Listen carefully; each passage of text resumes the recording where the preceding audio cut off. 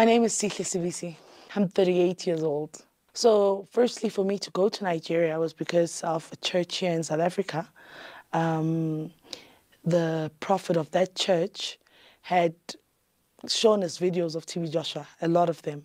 And he had told us that he's the spiritual son to TB Joshua. So that's how most of us ended up going to TB Joshua. And I went to TB Joshua's church. And when I got there, I thought it was just a normal visitation. Moreover, I had an ear operation. And even after the operation, I still had a bit of struggle to hear on my left side. So when I went to TB Joshua's church, it was, I mean, we've seen this man healing people. We've seen him do these miraculous things. So you go there from a point of, I'm also going to get healed. Moreover, I want to get closer to God, because this man is telling us how he is the voice of God and very close to God. So I was in Nigeria, and I was chosen amongst people at the prayer line to say I need to stay there and be an evangelist for God. And I was not asked, but I was chosen, and I was told I need to stay to be an evangelist for God. And because you are already, remember, they've created this scenario that being close to the man of God is a status quo. Being close to him is a privilege. So automatically you already infused in that vibe of, oh my God, I am the luckiest person on earth to be chosen by this man to stay in his church. And what made it comfortable by then is that I had seen other girls from all over the world, from the UK, from Singapore, from everywhere. And again, I was introduced to one of the first white South African girls, Angie, who stayed there. So, and I was introduced to Michelle also, who stayed there. And I was the first black South African girl to stay there. So it made it look so beautiful and so easy for me to be there. And when I was in the church, obviously they knew that I could sing. The church that I came from in South Africa, I was in the worship team. But in Nigeria, they call it the choristers. So I became part of the chorister team. I was then brought closer with the three main lead singers, the three sisters, which is Anu, Anne, and Bosse. And I was part of the worship team there. If it's not worship that we're doing, I would be working in the admin department. If I'm not in the admin department, they would basically give you different chores to do, or you working in the visitors department. But yeah, I was there. Well, I think I was around about 2021, if I'm not mistaken. And I stayed there for about, I'm not sure, about 3 to 4 years at the church, roughly three to 4 years, yeah. Well, my mom was very happy because the church from South Africa that took us there, for her, it was, your daughter is chosen, the first black South African to stay there. And it also gained her favor with her prophet here in South Africa, because it's a status quo thing. Because again, even the church in South Africa was now elevated to another level to say, their girl is chosen from that church to stay at Nigeria. My father, on the other hand, was not impressed, because no one knew that I wouldn't come back. I thought I'm going there for 7 days and I'm coming back. He was not impressed. He was not happy about it. And even when I called him to say, I'm not coming back home, prophet said I must stay, I did express to the prophet that my dad is not happy. My dad doesn't want me to stay there. As a result, Prophet TB Joshua then paid for my dad, my mom, and my brother to fly down to Nigeria, because he needed to reassure them of my safety and to reassure them that indeed it's a calling from God. My dad, in the beginning, he was not buying it. And I think because at that time, xenophobia was still very high. So he couldn't understand, why would I leave South Africa and come and stay in Nigeria? I mean, I had just started working, and I had just bought my first car, a Fiat Palio, and I was staying in my first apartment in Auckland Park. So he couldn't understand what was going on. But at the end of his trip, with his visit at TB Joshua, he was more convinced than ever that, okay, I can stay here, after he had his encounter with TB Joshua behind the scenes. In the beginning, everything was nice. I mean, I was then taught to no longer call him prophet. I must now call him daddy, because he's our father. So you get used to, this is our Father, He loves us, He protects us. But then you start getting to see sides where He becomes physical with not just with people, with disciples. I mean, we had disciple class that would start at about 10, 11, sometimes 1 a.m. You don't sleep if daddy's not sleeping. You have to be at disciple class. So automatically, you are already, they were already working on you because you're seeing how disciples get disciplined. You're seeing how if you have confided in somebody about something at a disciple meeting at night, they would report you. Somebody would would publicly say in the meeting, Daddy, Sister Sihle said 1, 2, 3. And then others around them must support whatever daddy's reaction is to you. So automatically you saw that this was a system where we can't trust each other here. Whatever happens to me must stay with me, because if I tell the next person, that person will then go and publicly tell daddy or tell on me at the disciple meeting, and that will just, there are repercussions, consequences.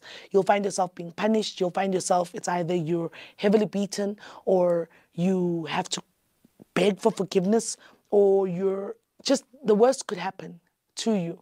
So you're already drained out and they've worked on you mentally. You hardly sleep. There's no sleep. You can't sleep when daddy's not sleeping. You're working all the time and you're always very alert and conscious of your surroundings, because you never know who's watching you, and you have to be careful what you say to whom and how. So within the disciples, started noticing that amongst disciples, some people had little relationships amongst themselves, where the disciples themselves sometimes would be intimate with each other.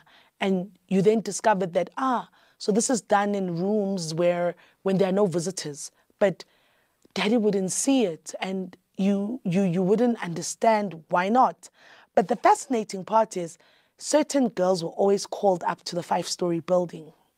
And when you asked, I remember I was in trouble because I used to ask girls to say, but how come you're the only one that goes to 5-story? And what happens at the 5-story building? So at one disciple meeting, I was reported upon to say, Daddy, Sister Sihle was asking me why I'm always at the 5-story business, at 5-story building. And I was in trouble for that. But obviously, I wanted to know, why do these specific girls go to 5-story building? And when they go there, they have their Bibles and notes. Remember, we all want to be closer to the man of God. You need to be closer to him. And one day when I least expected, I also got the call to say, Daddy needs you at the 5-story building. And I went up to the 5-story building, very excited, eagerly awaiting to see or experience what other people experience there. Because, I mean, you think that you're getting closer to heaven. I mean, maybe he's praying for you. Maybe he's going to give you more Bible scriptures. You don't know, but it's a status quo kind of thing. And lo and behold, you walk into 5-story, and then there are the 5-story boys there. These are the boys that looked after him completely. And as soon as you get there, he dismisses them off. And he just looked at me. And he said, oh yeah, Sihle, take off your pants. And at that moment, you're not sure is this really happening or am I dreaming? Like your mind is twofold and everything. But at the end of the day, you end up submitting to what he says. And he has your way with you. And when he's done, it's as if nothing happened, and he asks you to leave. It was never consensual because, as I say, you walk in and he says, take your pants off. And remember, you've already been worked on and broken down to a point where you don't have the capacity to think for yourself anymore. Anything you believe that's right there is what is said by daddy. If daddy said, it's true. So it was not, I can't say it was consensual. It happened. And you come out of it, and then he will tell you, now you're spiritually connected to me. And he looks you straight in the eyes and says, now you're spiritually connected to me. You're spiritually with me forever. So for you, it's a mind over matter kind of thing, because once you leave there, there was a sister called Bisola. She's also in the documentary. She was his pimp. And once you leave the 5-story, for some reason, you would bump into her. And immediately she'd give you a chore to do. she'd basically monitor your behavior after the experience as to who you talk to, what are you doing. So automatically you kept so busy so that you literally don't even have time to tell anyone. But at the same time, who would I tell? Because already you've been introduced to the system of seeing how when you report, or I mean, when you tell somebody something, that night you're going to get reported and you're going to get the punishment that comes with it. The worst punishment I got, I was chased out of the church to sleep in the car park. Now, the car park is attached to the church building, but it's an open place where they called it the car park because that's where his ambulances and cars used to park. And I was made to sleep there for a month because I was told I'm rebellion, I'm very proud, and I needed, that was done so that it could kill the flesh, it could kill my pride, because they said to die when your flesh is dead. You need to die unto Christ your flesh needs to die for Christ to resurrect in you. So I was in the car park for about a month where disciples are told, if somebody is being disciplined, you don't talk to them. You have no relationship with those people. You leave them at the car park like that. The only thing they do, if somebody gives you food, they give it to you secretly because they can't publicly be seen to be talking to you, having anything to do with you. So that's the worst form of discipline I received. I mean, you're at the car park and the only time you would pray for is for daddy to walk past, because sometimes there were so many entrances, so many passages within the synagogue. So when you see him walking past the car park, you would literally run to him and plead for mercy. Daddy, forgive me, because you want to go back in. You want to go back into the system. So he's basically trying to tame you to a limit of saying, if your flesh is not dead, you're not coming back here. Mind you, he has your passport. Where are you going to go to? Because they keep our passports. Personally, I've been talking about not just my abuse at the hands of churches, pastors, and the religious sector. Because the abuse started in South Africa at this church that took us there. Because at that church, I was chosen yet again, and I was staying in the mission house. So this pastor, same modus operandi as TB Joshua, but TB Joshua's on a higher scale because TB Joshua is the spiritual dad. This pastor had a mission house in Parktown where he kept young girls that he chose. And this is where we saw the worst atrocities ever that were happening to young girls. And I started speaking from then. But the more you speak about, oh my God, this is what I saw, this is what happened, that is when you're being silenced. Because then they would say, it's not you, it's the demon in you and you need deliverance. It's the devil in you speaking, you need deliverance, you know? And then when you get to Nigeria, the same thing happens. So automatically you think, okay, this is how life is. And unexpectedly so, you still get shocked because you're thinking, but this is the godfather of Christianity. This is the man close to God's mouth. Why would he then do this also?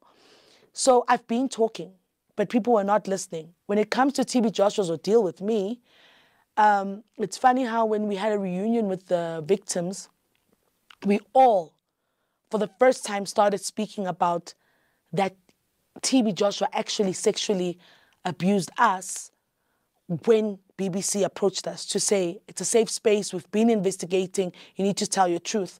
All along, most of us would just say, no, it was just an unspoken truth that disciples would amongst each other, and that's that. Because you feared to actually say TB Joshua did, because we saw how when Sister Bisola went out and publicly said TB Joshua did this to her, how he ostracized her, how he sent people to want to kill her, how he campaigned against her.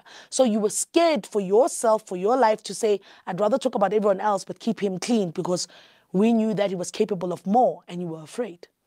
Until you've walked in my shoes, you will never understand. Hang 10. The trauma that Sihle Sibisi grew up under, the trauma that she's been subjected to.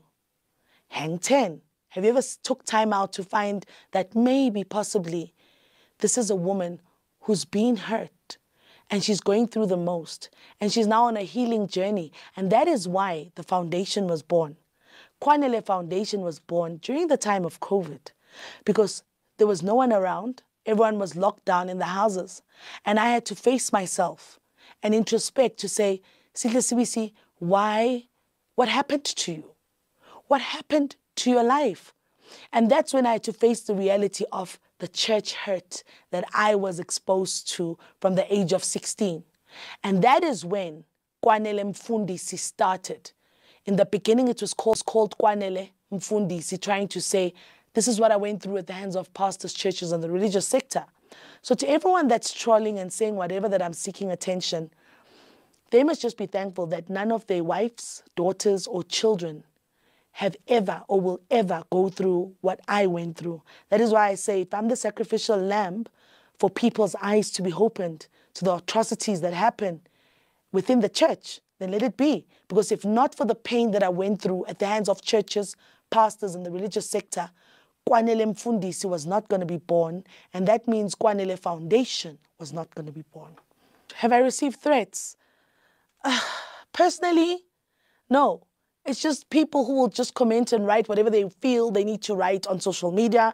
But so many things have been formulated about my name, because remember, when people are doing smear campaigns, what people don't know is they will say anything and everything under the face of the sun to want to troll you. And those who don't take time to want to get to know who this person is, what is this about, they easily believe it and they easily drag your name through the mud.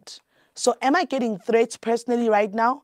I haven't heard of any, or maybe I haven't received any, except that I'm seeing on social media where people are just writing whatever that they feel they want to write and saying whatever that they feel they want to say. But I'm glad that the documentary happened.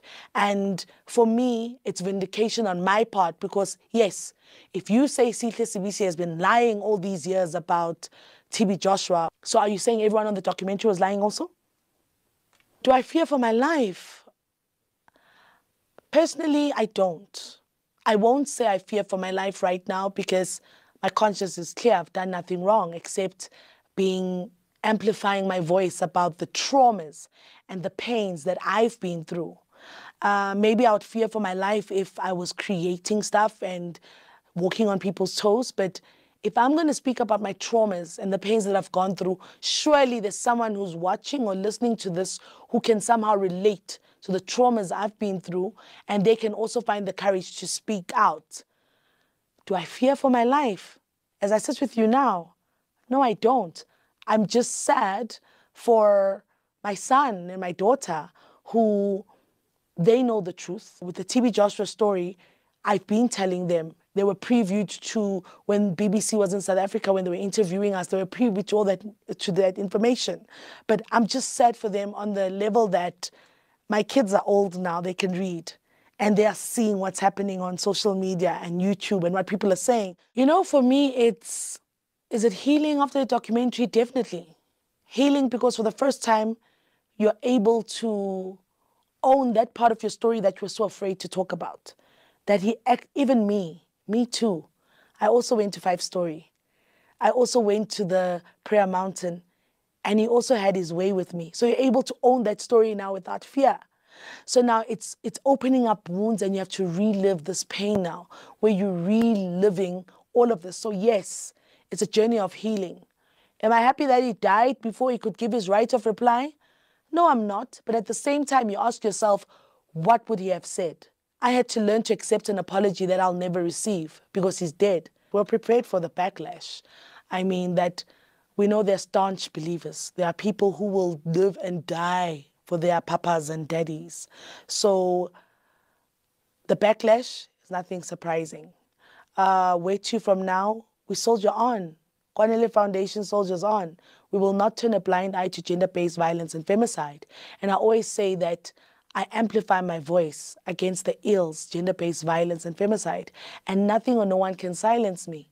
It happened to me, and I speak my truth. Because yes, you will troll me, you will say whatever, you will want to do whatever to discredit me, but this is my journey of healing. I will not live by people's praises, because if I do that, I'm going to die by their criticisms.